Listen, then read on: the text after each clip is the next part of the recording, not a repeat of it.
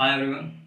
आज कराते हैं एक और 12th electro study lecture 11 quiz 4। ठीक है, देखो ये कहता है मेरे पास प्लस क्यू चार्ज है एक। ठीक है, एक ये प्लस 4 क्यू, ये प्लस क्यू, दोनों के बीच में डिस्टेंस बोलता है ये ए। बोलता है मुझे इन दोनों के बीच में एक चार्ज रखना है। ठीक है, और पूरा सिस्टम एट रेस्ट होना चाहिए। देखो स्टार्ट में तो सिस्टम एट रेस्ट होगा नहीं, ये भी प्लस का, ये भी प्लस का, ये इस पर रिपल्सन लगाएगा, ये इस प्लस पे, ये मामा इधर चल पड़ेगा, वो मामा उधर चल पड़ेगा। ठीक है, तो इन दोनों को रोकने के लिए मुझे क्या करना पड़ेगा? दोनों को रोकने के लिए मुझे माइनस क्यू रखना पड़ेगा, क्योंकि अगर मैं प्लस का क्यू रख देता हूँ तो दोनों के बीच में रिपल्सन, फिर दोनों के बीच में रिपल्सन, फिर से इधर चल पड़ेगा, सिस्टम एट रेस्ट नहीं होगा प्लस क्यू रखने से। ठीक है, तो मुझे क्या करना पड़ेगा? माइनस का रखना पड़ेगा।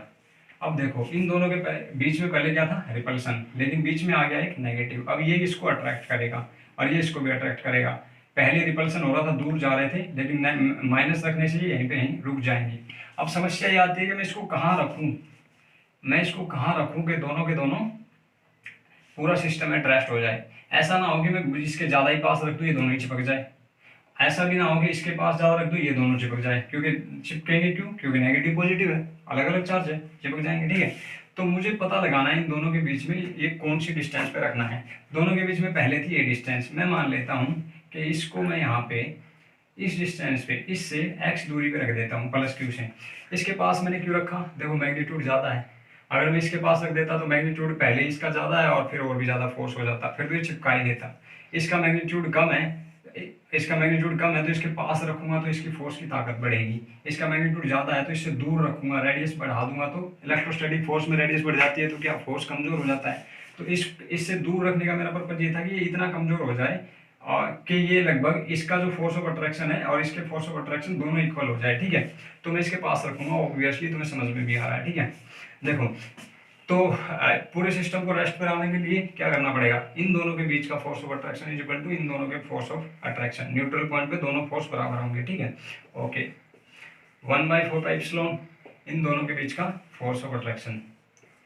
ओके, क्या डिस्टेंस हो गई? इसको मैंने x मान लिया तो ये क्या हो गया? a minus x. ठीक है, a माइनस एक्स का स्क्वायर 1/4 एप्सिलॉन इन दोनों के बीच का फोर्स ऑफ अट्रैक्शन। ठीक है, इन दोनों के बीच का force of attraction is equal to इन दोनों के फोर्स ऑफ अट्रैक्शन। इन दोनों का फोर्स ऑफ अट्रैक्शन क्या होगा? 1/4 एप्सिलॉन क्यू, मैग्नीट्यूड में बात करेंगे हम, और Q Q Q R square यानी कि एक्स स्क्वायर। ठीक है, इससे ये उड़ गया। ठीक है, ये कैपिटल क्यू से ये कैपिटल क्यू उड़ गया,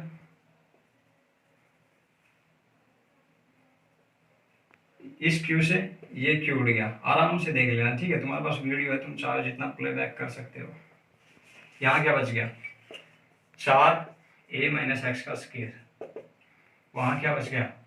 1/x स्क्वायर। आर पार गुणा कर दो। यहाँ तक कोई दिक्कत नहीं? ओके, इसको खोल लो, a square plus b square minus 2ax।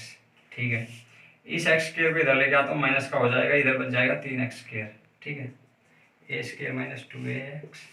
अब इस सारे सिस्टम को उठा के इधर लेके आता हूँ मैं। ठीक है, मुझे क्वाड्रेटिक इक्वेशन बनानी है। जब मैं इस माइनस 2ax को इधर लेके आता हूँ, ये प्लस का 2ax बन जाएगा, और ये प्लस का a स्क्वायर इधर जाके माइनस का a स्क्वायर बन जाएगा, और इधर आ जाएगा 0। इस क्वाड्रेटिक इक्वेशन को सोल्व करना है मुझे। ठीक है, क्या करेंगे? देखो यहाँ पे लिख देता हूँ मैं, 3x square plus 2ax minus a square is equal to 0।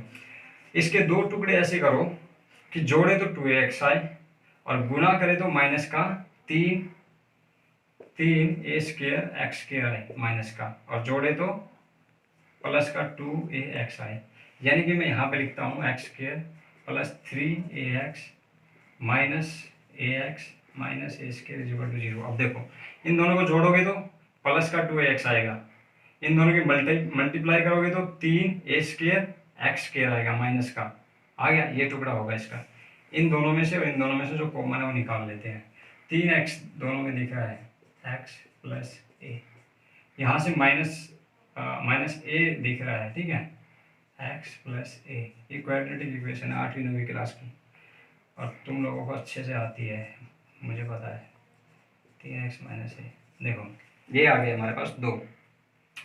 अब ये क्या हो गया, इससे क्या निकलेगा, इससे होगा x is equal to minus a और इससे होगा x is equal to a by 3। तो ये देखो x is equal to minus a तो हो नहीं सकता, ठीक है, distance x is equal to a by 3, यानी कि ये जो x हमने लिया था ये कितना होना चाहिए, a बाई 3। जब ये मैंने a बाई 3 लिया है तो ये कितना बच गया, a माइनस एक्स था, x क्या a बाई 3, तो ये कितना बच गया 2a बाई 3। यानी कि मुझे इन दोनों, इस सारे सिस्टम को रेस्ट पे लेके आना है तो इस माइनस क्यू चार्ज को, नॉट प्लस क्यू, मैंने बताया सिस्टम गड़बड़ आ जाएगा, इस माइनस क्यू को मुझे इससे इतनी दूरी पर रखना पड़ेगा बड़े वाले से, यानी कि लगभग लगभग अगर ये 1 मीटर का है तो लगभग लगभग 66% दूर और इधर 33% दूर, ठीक है, यानी कि कितना हो गया ये 1 मीटर का 0.6 मीटर, इतनी दूर रखना पड़ेगा इसे, ठीक है, ये तुम्हें समझ में आ गया, ठीक है, इतनी दूर रखना पड़ेगा इस चार्ज को, माइनस के को, सारा सिस्टम रेस्ट पे आ जाएगा। 2/3 है, ठीक है। अब मैं इसमें और चीज़ें समझाता हूँ तुम्हें। देखो अब तुम्हें पता चल गया है कि उसको सिस्टम को रेस्ट पे लाने के लिए कहाँ पे रखना है, ठीक है।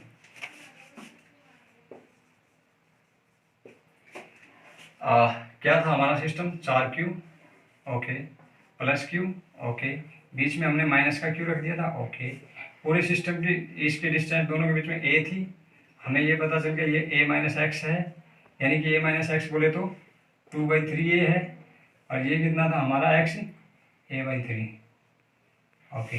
ये सारा हमारे समझ में आ गया है। अब देखो हमने ये तो बता दिया कि माइनस क्यू को इससे कितनी दूर रखूँ और इससे कितनी दूर रखूँ।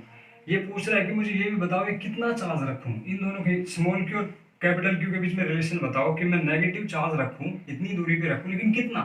ओके देखो इन दोनों के बीच में फोर्स ऑफ अट्रैक्शन होगा और इन दोनों के बीच में फोर्स ऑफ रिपल्सन होगा, ठीक है। तो इन दोनों के बीच में जो फोर्स ऑफ रिपल्सन था वो जस्ट इक्वल टू होना चाहिए इन दोनों के बीच में फोर्स ऑफ अट्रैक्शन है उसके, इन दोनों के बीच का force of attraction is equal to इन दोनों के फोर्स ऑफ रिपल्सन। ये इससे रिपेल करेगा और ये उतने ही फोर्स से अट्रैक्ट करेगा, तो ये यहीं पे रुका रह जाएगा, ठीक है। ये करते हैं हम, ठीक है।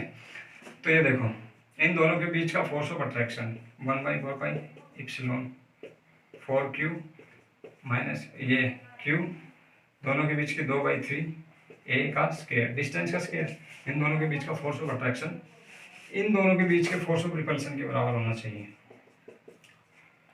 ये क्या था 4Q, ये क्या था स्मॉल q, ठीक है। दोनों के बीच में डिस्टेंस कितनी थी a², देखो ये उड़ गया और कुछ उड़ रहा है, ये 4Q और ये 4Q, ये भी उड़ गए, ठीक है। यहाँ क्या बच गया कैपिटल Q अपॉन 2/3 का a का स्क्वायर, यहाँ क्या बच गया स्मॉल q a²। इसको खोलता हूँ मैं, ये 2/3 का क्या हो जाएगा 4/9 का a², ठीक है। इस a² से ये a² उड़ गया तो इधर केवल q रह गया, इसको ऊपर लेके जाओ 4/9 को, यानी कि 9/4 q is equal to small q। अब मुझे निकालना था ये कैपिटल Q की वैल्यू कितनी होनी चाहिए इसके टर्म में, इसके कॉन्टेक्स्ट में, तो स्मॉल q और कैपिटल Q के बीच में रिलेशन। तो इस सारे को 9/3 को मैं 9/4 को क्या कह सकता हूँ 3/2, 3/2 को उधर ले जाता हूँ मैं 2/3, इतना चार्ज 2/3 Q, इतना चार्ज मुझे रखना पड़ेगा, इतनी दूरी पे रखना पड़ेगा, और ये तो साफ दिख रहा है कि नेगेटिव ही रखना पड़ेगा, ठीक है। तो इसमें तो कोई रॉकेट साइंस है नहीं, ये हो गया तुम्हारा, ठीक है। डिस्टेंस का भी पता चल गया कहाँ पे रखना है, ये भी पता चल गया नेचर चार्ज का कि कौन सा वाला रखना है, नेगेटिव रखना है, ठीक है। और ये भी पता चल गया कि कितना रखना है।